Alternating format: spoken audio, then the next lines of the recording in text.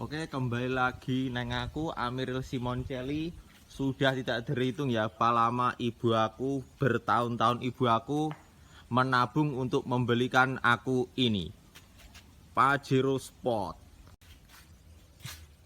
Dan sekarang unitnya sudah ada di rumah, Pajero Sport Dakar 4x2 Better Lead than ever. Mari kita lihat sekarang mobilnya seperti apa.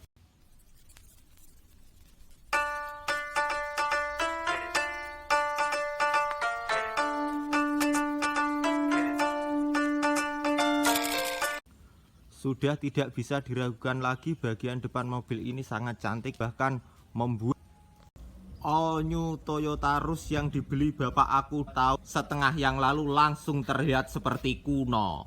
Unit yang berada di balik kap mesin dari Pajero Sport Dakar ini juga istimewa, 2400 cc turbo diesel dengan variabel geometri turbo yang menghasilkan tenaga 181 PS dengan torsi 430 Nm. Walaupun harus diakui bahwa angka segitu bukanlah seperti Isuzu MU-X yang bermesin 3000 cc itu sudah menghasilkan tenaga 190 PS dengan torsi 450 Nm. Sayangnya Isuzu MU-X sampai saat ini belum masuk di Indonesia. Jadi ini adalah salah satu mesin paling potensial yang Anda memilih SUV yang leather frame. Kecuali kalau Anda memilih non leather frame, Honda CR-V Turbo dan Hyundai Santa Fe sedikit memiliki horsepower yang lebih besar dari mesin ini. Lampunya sipit, dari samping bodi ini terlihat garang dan gagah dihubungkan dengan garis bodi yang tegas dari depan sampai ke bagian belakang. Kemudian kaca belakang ini itu menimbulkan kesan dinamis. Untuk ground clearance sendiri mobil ini 218 mm, memang terlihat segini pendek akibat push step ini, tapi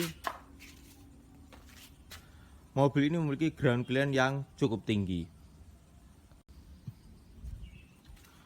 Pajero Sport tipe Dakar ini dia sudah menggunakan disc di keempat rodanya, kemudian dia menggunakan velg ring 18 inci dengan profil ban ini 265/60 R18. Ini cuma dia terlihat kekar dan siap untuk menghadapi medan-medan yang kurang bersahabat di jalanan-jalanan Indonesia. Dan ada beberapa hal yang membuat mesin mobil ini semakin efisien menyalurkan daya ke roda. Yang pertama adalah gearboxnya 8 speed, terbanyak di kelasnya. Dan kalau Anda bisa lihat, letak turbonya sangat dekat mesin dan intake itu dirancang untuk mengurangi lag. Saya juga tidak tahu kalau belum mencoba seberapa kuat mobil ini dalam hal berakselerasi. Kalaupun kita masuk ke dalam, itu kabin tuh terasa lebih lega ya, jauh lebih lega daripada all new Rush. All itu sangat sempit, kalau ini ya lumayan lega. Fitur-fitur juga untuk di kelasnya seperti ada pedal shift, kemudian yang menarik adalah adanya sunroof, kemudian tuh untuk tipe Dakar itu menggunakan start stop engine bottom, dan juga pengaturan jok juga elektrik. Rem tangan itu juga Pajero Sport yang bertipe Dakar itu juga menggunakan rem tangan yang elektrik. Tapi biasanya mobil dengan rem parkir elektrik ketika sudah masuki seat belt, kita sudah masukkan D, itu tinggal lepas saja, tinggal gas saja, maksudnya dia lepas sendiri. Tapi ini harus melepasnya secara manual. Memang dia belum ada fitur auto hold, tapi lebih mudah digunakan daripada rem tangan yang tarik. Oke, mari kita lihat. Kita sekarang ke bagian belakang, kita buka nih. Ini apa itu, jok sudah bisa dilipat rata lantai ya, jadi menghasilkan ruang bagasi yang cukup luas. Kemudian untuk penyimpanan toolkit, dongkrak ini semua ada di sini, jadi tersimpan sangat rapi. Kemudian ini seat belt juga ada tempatnya, juga terlihat rapi. Ini udah ada 3 ini seat belt. Kemudian AC itu di samping agar semua kebagian AC tuh, agar semua dingin lah ruangan ini.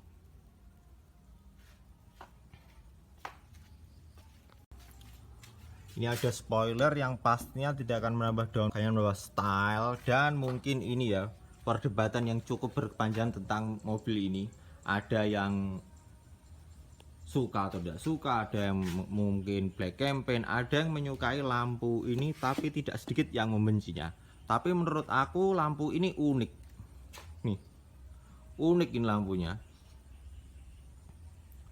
Ini unik sama seperti kita melihat Ford Focus atau Honda CR-V yang menggunakan lampu panjang sampai ke atas. Waktu itu juga tidak ada yang protes, tapi juga balik lagi ke masalah selera.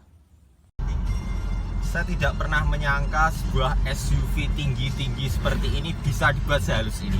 Bantingan suspensinya itu empuk. Biasanya kan mobil kalau tinggi itu agak keras suspensinya, kayak all new Rus tuh, wah suspensinya itu sangat keras. Kalau ini beda sekali. Bannya suspensinya empuk, lembut, dan karakternya itu ya tidak mengocok perut Anda. Jauh lebih nyaman daripada all new Rus. Dia memang transmisinya triptonic. Ya transmisinya itu responsif lah. Walaupun ini matic tapi ya responsif. Kemudian untuk nyalip itu enak banget ini, karena mesinnya itu ya bertenaga 181 PS dengan torsi 430 Nm. Ketika saya ingin menyusul, saya tinggal injak gas, dan ketika tenaga 181 PS itu akan melesatkan Anda. Ini nyaman sekali sih untuk dikemudikan sendiri atau keluarga, itu nyaman sekali. Ini ada polisi tidur ya, cukup nyaman sih untuk sebuah SUV tinggi seperti ini. Dan ketika Anda menurunkan jendela mulai dari 1500 rpm itu sudah terdengar bunyi desingan turbo untuk menambah tenaganya. Kemudian untuk kehematan bahan bakar, ini dia tidak tergolong irit untuk sebuah mobil diesel, tapi ya masih dalam batas toleransi. Di dalam kota dia dengan rata-rata 20 km per jam. Saya dapatkan 10 km per liter ketika di jalanan yang lancar. Ketika saya berjalan konstan 80 km per jam, itu dapat angka 13 km per liter.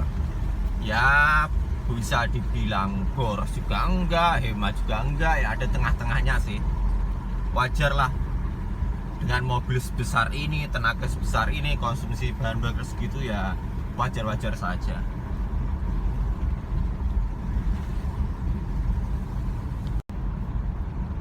Di sisi lainnya, mesin yang digunakan Pajero Sport ini cukup halus, getaran tidak terasa keras sampai ke kabin, dan juga suaranya tergolong cukup hening.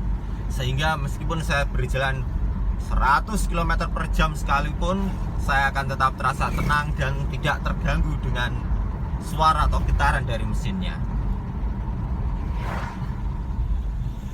Lalu memang mesin berkode 4N15 ini hanya disajikan untuk varian Dakar. Untuk yang varian Exit maupun LX itu menggunakan mesin yang lama berkode 4D56, tapi menghasilkan tenaga jauh lebih kecil daripada mesin baru ini. Ya kalian tahulah tenaganya seberapa. Cuma mesin L300 yang di penyesuaian tambah turbo, common rail, ya seperti itu. Overall sih ya nyaman sekali sih kalau menggunakan Pajero Sport Dakar ini, karena bantingan suspensinya juga nyaman, kabinnya juga terasa lega, suspensinya juga empuk, jauh lebih nyaman daripada all new Rus yang dibeli Bapak aku 2 tahun yang lalu. Oke, sekian vlog dari saya mengenai mobil yang baru saja dibeli oleh ibu aku ini. Selamat jumpa di video-video selanjutnya. Bye bye.